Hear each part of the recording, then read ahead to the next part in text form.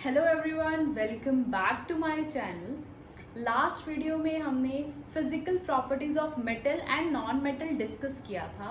वो वीडियो आपको i button या डिस्क्रिप्शन बॉक्स में मिल जाएगी। आज का टॉपिक है हमारा chemical properties of metals. Also if you are new to channel please like, share and subscribe. Okay, हमने डिस्कस किया था कि जो एलिमेंट्स हैं उनको दो कैटेगरीज में डिवाइड करा है, that is metals and another is non metals, है ना। तो ये डिवीजन जो थी वो केमिकल प्रॉपर्टीज के बेसिस पे थी, फिजिकल प्रॉपर्टीज के बेसिस पे क्यों नहीं थी? क्योंकि फिजिकल प्रॉपर्टीज में बहुत सारी एक्सेप्शन पढ़ी है हमने लास्ट वीडियो में। So now first chemical property of the metal is that metal combines with oxygen to form metal oxide। देखो, जो मेटल है अगर आप उसको ऑक्सीजन यानी इन एयर रख दो, एयर में ऑक्सीजन है तो वो ऑक्सीजन के साथ रिएक्ट करके मेटल ऑक्साइड बना लेगा।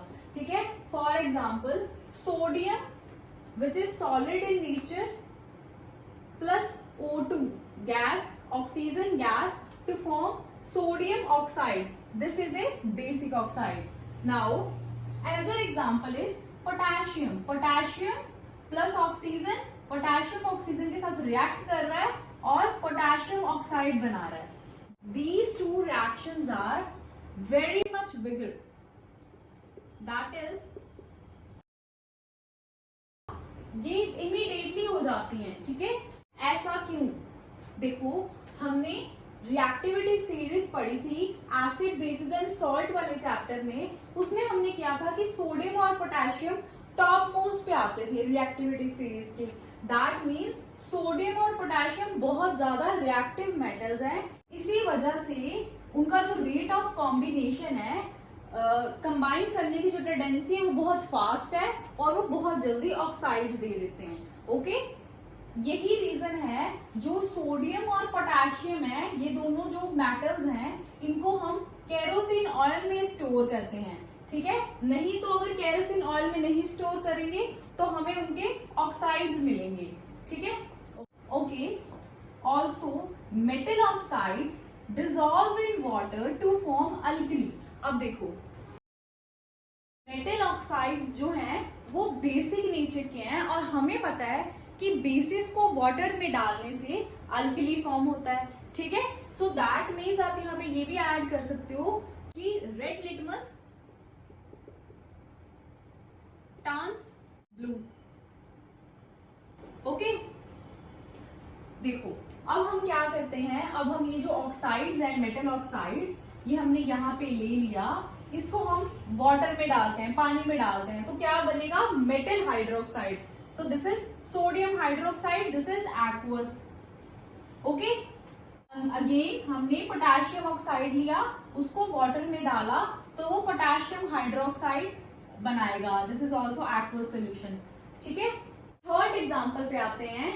Metal plus oxygen to form metal oxide वाली थर्ड एग्जांपल है एल्यूमिनियम के साथ। एल्यूमिनियम जब ऑक्सीजन के साथ कंबाइन करती है तो एल्यूमिनियम ऑक्साइड बनता है। अब देखो, ये एल्यूमिनियम जो है ये सोडियम और पोटेशियम से कम रिएक्टिव है। हमें कैसे ये पता चला? क्योंकि हमें रिएक्टिविटी सीरीज आती है। ठीक है, वो हम इस चैप्टर में दोबारा भी करेंगे। तो जो एल्यूमिनियम है वो सोडियम पोटेशियम के नीचे आता है, उसकी रिएक्टिविटी सोडियम पोटेशियम से कम है, तो ये जो रिएक्शन है वो इतनी फास्ट नहीं होगी। ठीक है, as compare to sodium and potassium वाली जो रिएक्शन है जो हमने ऊपर दो पढ़ी है। ठीक है, अब देखो, अब हमने यहाँ पे किया था कि मेटल ऑक्साइड जो बन रहा है सोडियम और पोटेशियम का वो बेसिक ऑक्साइड है, लेकिन यहाँ पे एम्फोटेरिक ऑक्साइड बन रहा है। अब एम्फोटेरिक ऑक्साइड्स क्या होते हैं? एम्फोटेरिक ऑक्साइड्स वो होते हैं जो अकॉर्डिंगली एक्ट करते हैं, एक्ट अकॉर्डिंगली, वो एसिड की तरह भी एक्ट कर लेते हैं, they can also act as base. Okay, example से समझते हैं हम। देखो, अब जो एल्यूमिनियम ऑक्साइड हमारे पास यहाँ पे फॉर्म हुआ है वो हमने यहाँ लिया, ठीक है, और उसमें एसिड डाल दिया। एसिड डालने से क्या होगा, ये जो एल्यूमिनियम ऑक्साइड है ये as a basic oxide act करेगा। बेसिक ऑक्साइड एक्ट किया और इसको हमने एसिड में डाल दिया, ठीक है, to form aluminium chloride which is aqueous solution. Okay, again हमने वही वाला एल्यूमिनियम ऑक्साइड लिया, उसको बेस में डाल दिया। ओके, हमने अगर इसको एल्यूमिनियम ऑक्साइड को बेस में डाला तो ये एज एसिडिक ऑक्साइड वर्क करेगा और एज एसिडिक ऑक्साइड वर्क करेगा और सोडियम एल्यूमिनेट बनाएगा। ठीक है, सो आप लर्न कर लो, ये जो एल्यूमिनियम है उसका हमेशा जो ऑक्साइड बनता है वो एम्फोटेरिक ऑक्साइड बनता है। एम्फोटेरिक ऑक्साइड क्या होता है कि वो एसिड की तरह भी बिहेव कर सकता है, एज अ एसिड ऑक्साइड भी बिहेव कर सकता है और एज अ बेसिक ऑक्साइड भी बिहेव कर सकता है। ठीक है, अब देखो एल्यूमिनियम के साथ जिंक भी एक ऐसा मेटल है जो ऑक्सीजन के साथ कंबाइन करके जब जिंक ऑक्साइड बनाता है तो ये भी एम्फोटेरिक है। So two example of amphoteric oxides are zinc oxide and aluminium oxide. Now देखो केमिकल प्रॉपर्टीज जो हैं वो बहुत इंपॉर्टेंट है पेपर पॉइंट ऑफ व्यू से। ठीक है, इसे अच्छी तरह हमने करना है। ओके, सेकेंड प्रॉपर्टी है मेटल की, that metal combine with water to form metal hydroxide plus hydrogen. Okay, देखो ये जो स्केलेटन रिएक्शन है ऊपर वाली, ये आप लर्न कर लो, बाकी सब रिएक्शंस बनाना बहुत इजी हो जाएगा। ओके, पहले हम पोटेशियम लेते हैं। पोटेशियम मेटल लिया हमने, उसको हमने कोल्ड वाटर में ठंडे पानी में डाल दिया तो रिएक्शन हुई और मेटल हाइड्रोक्साइड यानी कि पोटेशियम हाइड्रोक्साइड एक्वस बना। ठीक है, साथ में हाइड्रोजन रिलीज हुई है और हीट भी रिलीज हुई है। ठीक है, अब देखो हीट क्या सिंबलाइज कर रही है कि this is exothermic reaction. Okay, this is exothermic reaction. Next is sodium plus cold water to form sodium hydroxide plus hydrogen plus heat. अब देखो सेम वही हीट रिलीज हो रही है तो this is also an exothermic reaction. अब देखो अब क्या होता है, ये दोनों रिएक्शंस की हम बात कर रहे हैं, पोटेशियम वाली और सोडियम वाली। इसमें क्या होता है, ड्यू टू एक्सोथर्मिक रिएक्शन ये जो हाइड्रोजन है ये फायर कैच कर लेता है, इस पे आग लग जाती है।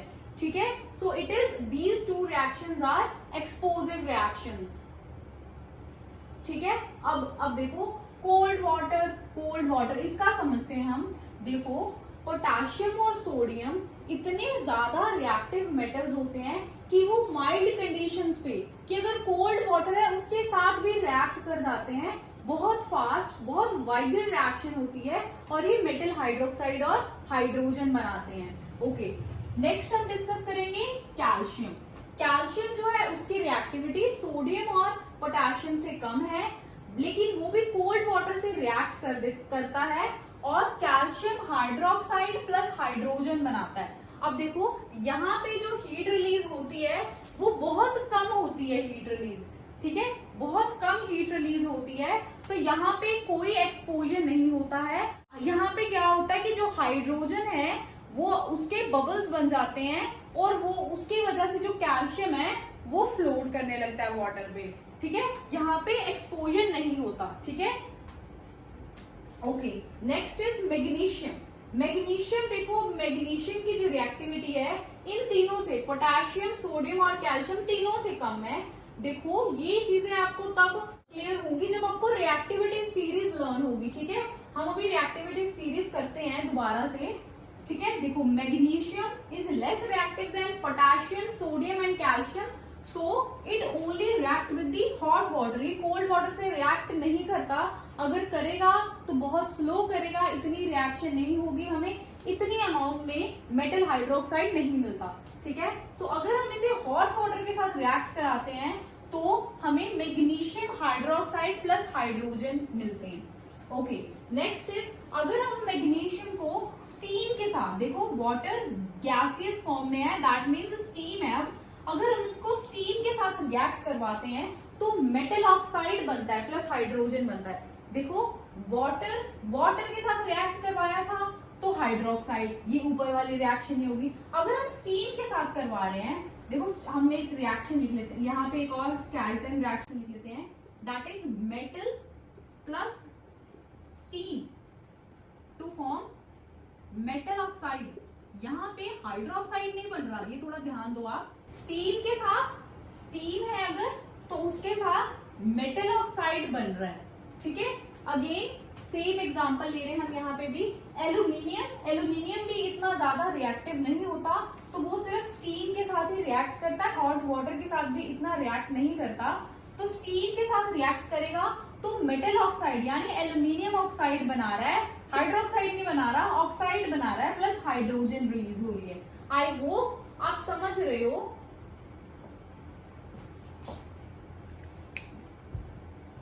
Now next example is iron reacts with steam to form ferrous oxide plus hydrogen।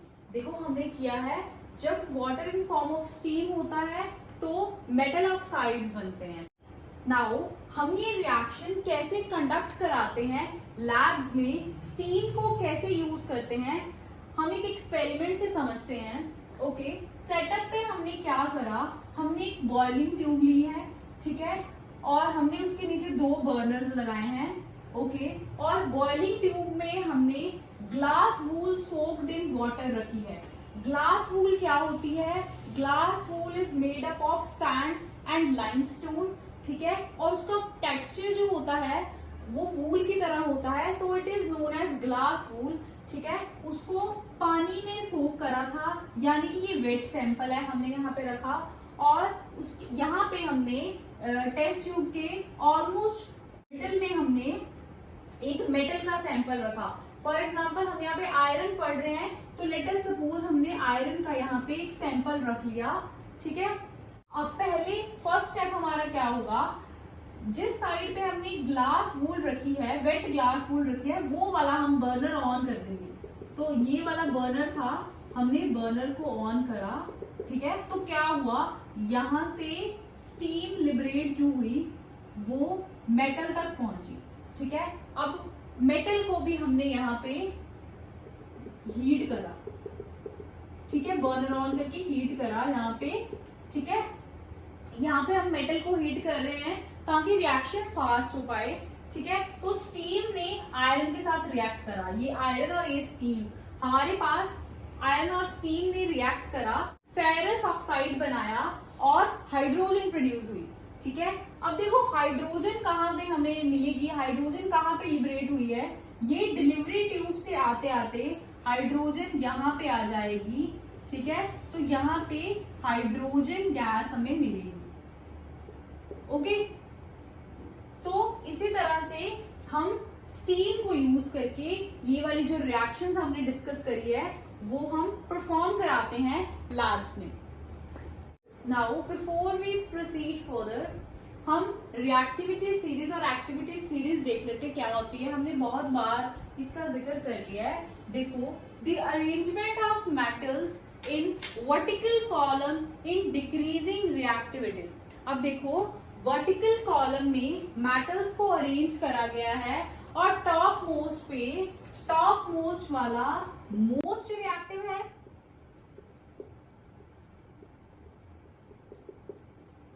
And this is bottom most वाला लीस्ट रिएक्टिव है, ठीक है। नीचे जगह नहीं थी तो मैंने वहां लिख दिया।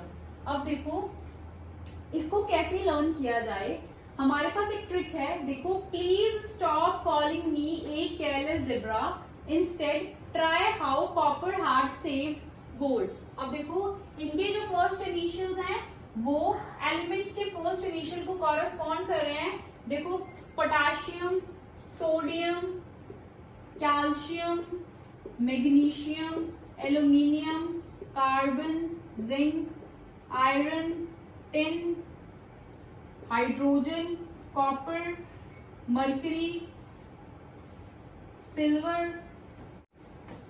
And gold. ओके, देखो अब देखो, अब हम समझते हैं कि कैसे ये अरेंज हुए हैं। सबसे पहले हाइड्रोजन को हम रेफरेंस लेके चलेंगे, ठीक है।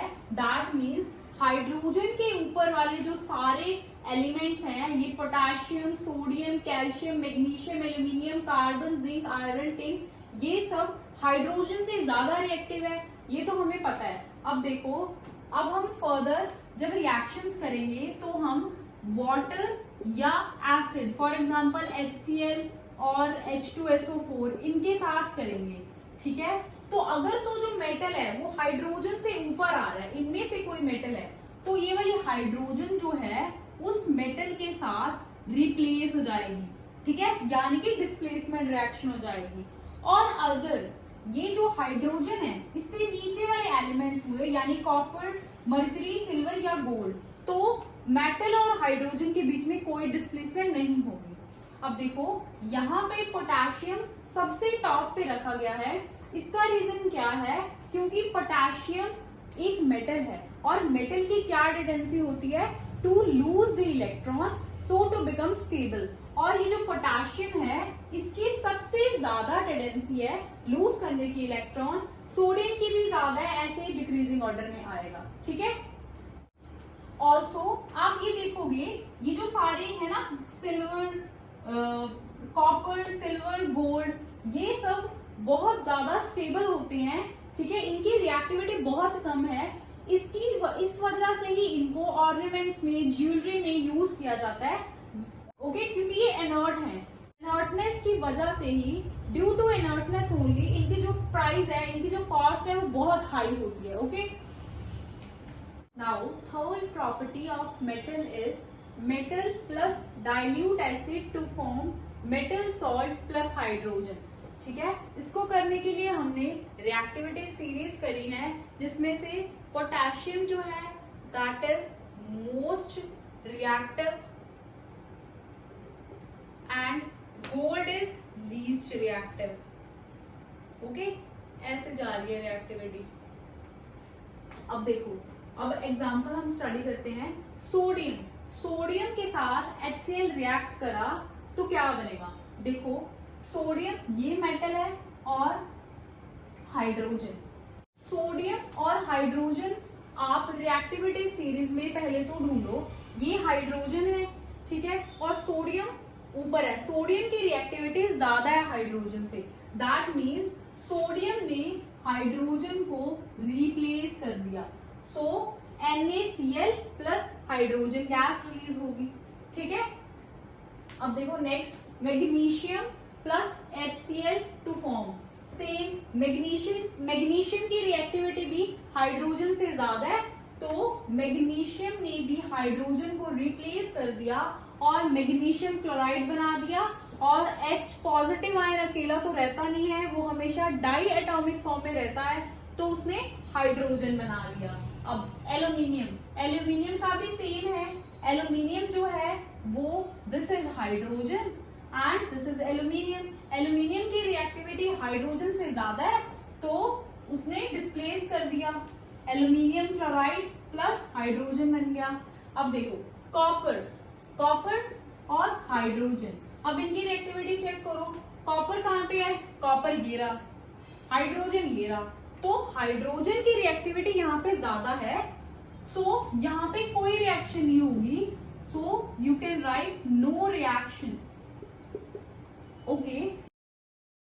Also this type of reaction is known as displacement reactions, okay. हमने लास्ट चैप्टर में भी डिस्प्लेसमेंट रिएक्शंस पढ़ी थी। अगेन डिस्प्लेसमेंट रिएक्शंस में हमने सिंगल डिस्प्लेसमेंट बोला था, और हमने बोला था कि सिंगल डिस्प्लेसमेंट को डिस्प्लेसमेंट रिएक्शन ही बोलेंगे, ओके। नाउ हमने HCl से रिएक्शंस कर ली, अब हम सल्फ्यूरिक एसिड के साथ रिएक्शन करते हैं। अब देखो, ये मेटल है Na और ये हाइड्रोजन है। अब देखो, हम हाइड्रोजन नीचे है और मेटल जो Na है वो ऊपर है, सो दैट मीन्स इन दोनों ने, ये दोनों रिप्लेस हो गए हैं और Na और हाइड्रोजन रिलीज हो गई है और Na और SO4 ने कंपाउंड बना लिया है Na2SO4, this is metal salt. Okay, magnesium again magnesium की रिएक्टिविटी ज्यादा है हाइड्रोजन से, सो अगेन हाइड्रोजन लिबरेट हो गई है और मैग्नीशियम हाइड्रोजन की जगह पे आ गया है। मैग्नीशियम और सल्फेट ने कंपाउंड बना लिया है मैग्नीशियम सल्फेट। ओके, ये आपको पता है ना, यहाँ से सोडियम और सल्फेट, ये हाइड्रोजन तो रिलीज होगी, सोडियम और सल्फेट बचे, सो this is sodium, this is sulphate, criss cross, and क्या आ गया Na2SO4। ओके, नाउ एल्यूमिनियम और हाइड्रोजन देख लो, एल्यूमिनियम की रिएक्टिविटी ज्यादा है हाइड्रोजन से, सो अगेन एल्यूमिनियम ने हाइड्रोजन को रिप्लेस कर दिया, हाइड्रोजन बाहर निकल गई, ठीक है, और एल्यूमिनियम और सल्फेट का कंपाउंड बन गया Al2SO4 थ्राइस। सल्फेट की 2 वैलेंसी है और एल्यूमिनियम की 3 होती है।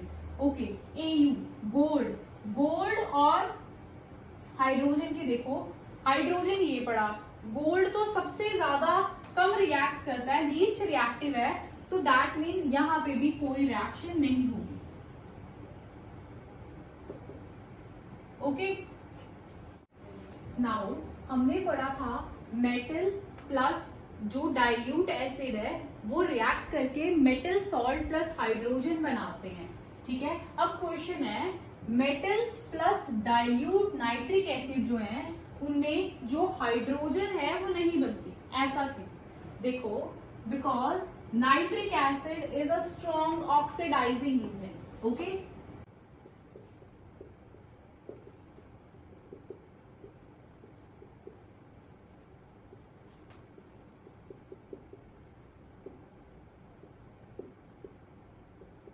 ओके, स्ट्रॉन्ग ऑक्सीडाइजिंग एजेंट के दो मतलब है कि इटसेल्फ वो रिड्यूस हो जाएगा एंड दूसरे को वो ऑक्सीडाइज कर देगा। ओके, ठीक है, सो क्या होगा, as soon as hydrogen is produced, H2 is produced, HNO3 oxides H2 to form H2। Okay, इसी वजह से यहाँ पे हाइड्रोजन प्रोड्यूस नहीं होती है, ठीक है। Okay, next question is, this is NCERT question, between copper and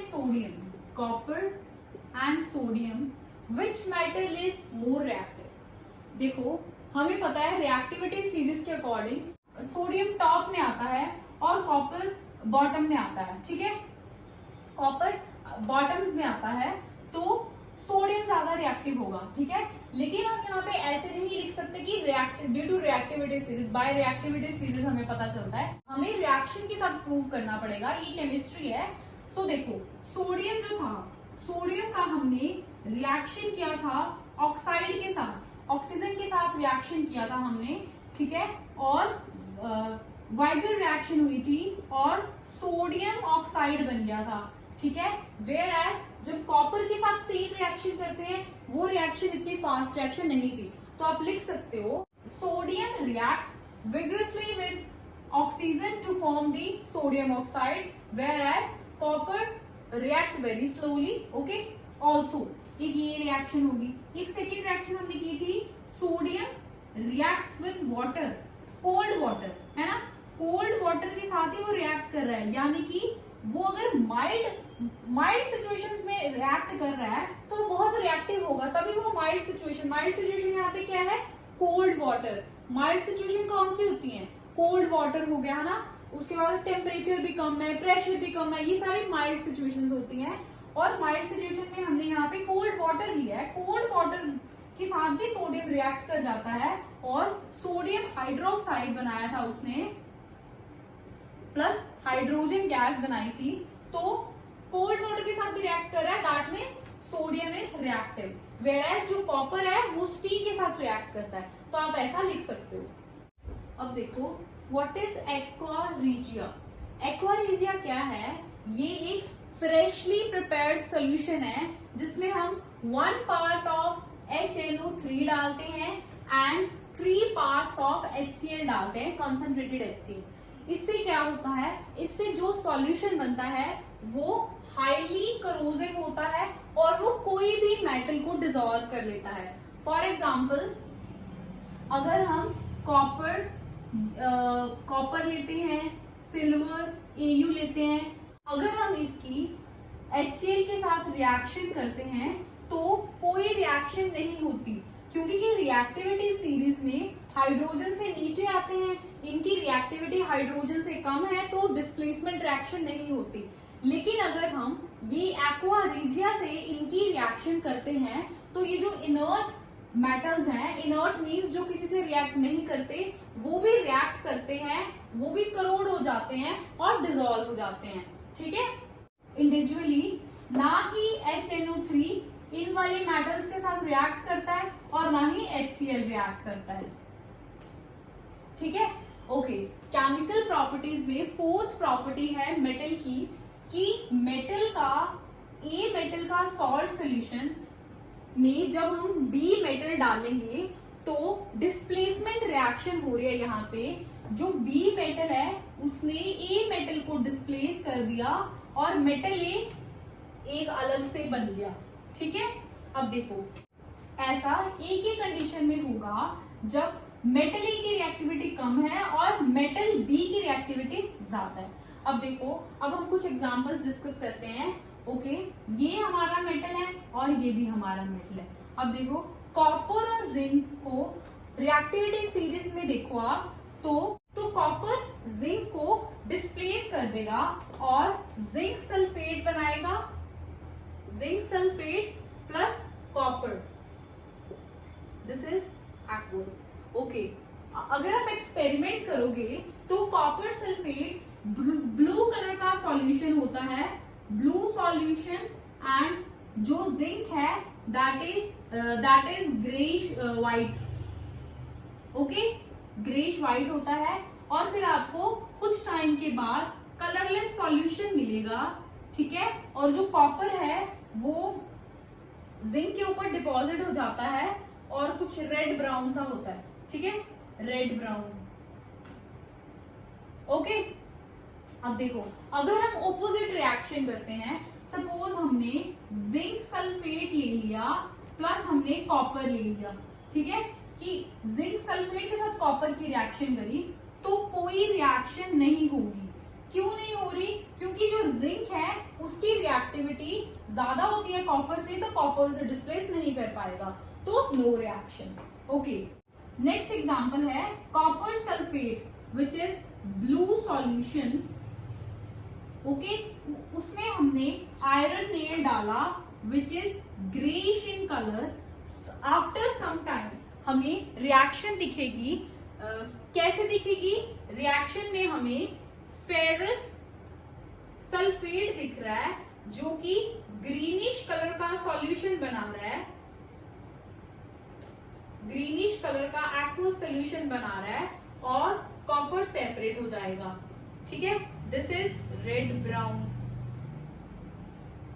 okay, so we can see the reaction. उसमें जो फिजिकल चेंजेस आ रहे हैं उससे हमें पता चल जाएगा कि ये रिएक्शन हो रही है। ओके, अब हम कुछ एनसीईआरटी क्वेश्चंस डिस्कस करेंगे।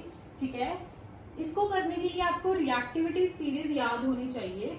ठीक है, अब देखो क्या क्वेश्चन है, what would you observe when zinc is added to solution of iron sulphate.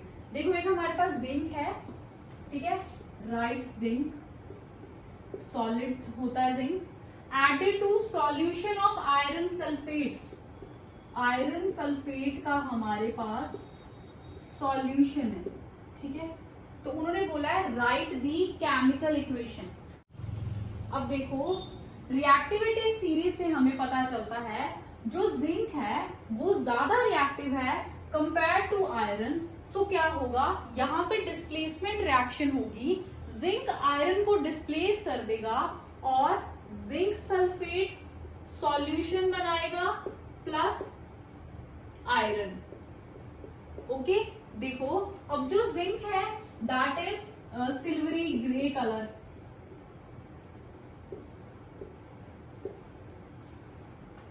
ferrous sulfate is greenish color, greenish solution. Okay, zinc sulfate is colorless and iron is grey. अब देखो इससे हमें क्या पता चलेगा, लेट अस सपोज हमने एक test tube ली, ठीक है, उसमें हमने फेरस सल्फेट का सॉल्यूशन डाल दिया, ठीक है, फेरस सल्फेट का सॉल्यूशन में फिर हमने जिंक ऐड कर दिया, ठीक है, ये टेस्ट ट्यूब में पहले ग्रीनिश सॉल्यूशन था, आफ्टर सम टाइम्स आप क्या देखोगी, जो सॉल्यूशन है वो कलरलेस हो गया है, दैट मीन्स आयरन और जिंक ने डिस्प्लेसमेंट रिएक्शन कर दी है और ये सॉल्यूशन जो है वो ग्रीन से कलरलेस हो गया है। ओके, सो ये परफॉर्म किया जा सकता है लैब में। Okay, next question is, this is also NCERT question, which of the following pair gives displacement reaction. हमें 4 पेयर्स दिए हैं, हमने देखना है कि कौन से डिस्प्लेसमेंट रिएक्शन है। देखो, जब भी आपको डिस्प्लेसमेंट रिएक्शन दिख जाए या जब भी आपको मेटल्स दिख जाएं, तो आपने क्या करना है, तो आपने रिएक्टिविटी सीरीज पहले ही लिख लेनी है। रिएक्टिविटी सीरीज क्या है हमारी, potassium, sodium, magnesium, aluminium, carbon, zinc, iron, tin, hydrogen, copper, mercury, Ag, silver and Au, ये है, ठीक है, this is most reactive and this is least reactive. अब देखो हमारे पास फर्स्ट पेयर कौन सा है, NaCl का सॉल्यूशन है और कॉपर मेटल है। अब देखो Na और कॉपर को आप रिएक्टिविटी सीरीज में देखो, ये रहा Na and this is copper. देखो जो सोडियम है वो ज्यादा रिएक्टिव है कॉपर से, सो यहाँ पे कोई रिएक्शन नहीं होगी, नो डिस्प्लेसमेंट रिएक्शन। ओके, लिख दो यहाँ पे no displacement reaction. Okay, next is magnesium chloride का सॉल्यूशन रिएक्ट कर रहा है एल्यूमिनियम मेटल से, मैग्नीशियम मेटल हो गया और एल्यूमिनियम मेटल हो गया। आप देखोगे रिएक्टिविटी सीरीज में मैग्नीशियम की रिएक्टिविटी ज्यादा है एल्यूमिनियम से, दिस इज एल्यूमिनियम, सो यहां पे भी कोई डिस्प्लेसमेंट रिएक्शन नहीं होगी, no reaction. Ferrous sulphate solution with silver metal, iron और सिल्वर को आप रिएक्टिविटी सीरीज में देखो, this is iron and this is silver, iron की रिएक्टिविटी ज्यादा है, ठीक है, तो कोई डिस्प्लेसमेंट रिएक्शन नहीं होगी, नो डिस्प्लेसमेंट। देखो ना, ये पहले ही सॉल्यूशन, आयरन पहले ही सॉल्यूशन बना के बैठा है, इसकी रिएक्टिविटी ज्यादा है, ये पहले ही किसी आयन के साथ रिएक्ट कर चुका है, ठीक है, सिल्वर की रिएक्टिविटी कम है, ये करना ही नहीं चाहता किसी के साथ रिएक्ट, तो ये वैसे ही पड़ा रहेगा। Okay, next is AgNO3 and copper, silver and copper. देखो कॉपर, ये कॉपर है और दिस इज सिल्वर, सिल्वर की रिएक्टिविटी कम है, ठीक है, कॉपर की ज्यादा है, तो कॉपर इसे डिस्प्लेस कर देगा, ठीक है, तो क्या बनेगी reaction, to form copper nitrate plus silver, this was aqueous solution. Okay, ऐसे आप और एग्जाम्पल स्टडी कर लो, आपको क्लियर हो जाएगा। Now fifth chemical property of metal is metal plus chlorine to form ionic chloride. और ये जो आयनिक क्लोराइड्स होते हैं ये सॉलिड होते हैं और दे कैन कंडक्ट इलेक्ट्रिसिटी। क्यों इलेक्ट्रिसिटी कंडक्ट करते हैं वो हम देखते हैं आगे। अब first example is sodium plus chlorine to form sodium chloride, second is calcium plus chlorine to form calcium chloride. ठीक है, अब देखो सोडियम क्लोराइड है, ये आयनिक कंपाउंड है। आयनिक कंपाउंड का क्या मतलब होता है, आयनिक कंपाउंड आयंस में टूट सकता है, that means Na positive plus Cl negative में ये डिसोसिएट हो सकता है और इसको पानी में डालने से ये डिसोसिएट हो गया और इसी वजह से आयंस की वजह से इलेक्ट्रिसिटी कंडक्ट होती है। कैल्शियम क्लोराइड है, कैल्शियम क्लोराइड भी अपने आयंस में टूट जाता है और इलेक्ट्रिसिटी कंडक्ट करता है। ठीक है, ये दोनों आयनिक कंपाउंड्स हैं। Okay, next is metal react with hydrogen to form metal hydride. देखो ये पूरा सच नहीं है, सारे मेटल्स जो होते हैं वो हाइड्रोजन के साथ रिएक्ट करके मेटल हाइड्राइड नहीं बनाते। ऐसा क्यों? देखो ये मेटल है, ठीक है, मेटल का काम क्या है? मेटल लूज इलेक्ट्रॉन, है ना। Hydrogen also loses the electron. Hydrogen एक नॉन मेटल है, फिर भी वो इलेक्ट्रॉन लूज करता है, ठीक है, स्टेबिलिटी के लिए लूज करता है। देखो दोनों ने लूज कर दी अगर इलेक्ट्रॉन, तो ये भी पॉजिटिवली चार्ज बनेगा, ये भी पॉजिटिवली चार्ज बनेगा, और पॉजिटिवली चार्ज और पॉजिटिवली चार्ज आयंस कभी भी कंबाइन नहीं करेंगे, ऑपोजिटली चार्ज आयंस हमेशा कंबाइन करते हैं। सो ये जो कुछ मेटल्स हैं, सोडियम, पोटेशियम, कैल्शियम, मैग्नीशियम, ये रिएक्टिविटी सीरीज के टॉप मोस्ट मेटल्स हैं, ठीक है। ये इतने स्ट्रॉन्ग है, ये फोर्सफुली हाइड्रोजन को अपना इलेक्ट्रॉन एक्सेप्ट कराते हैं, फोर्सफुली,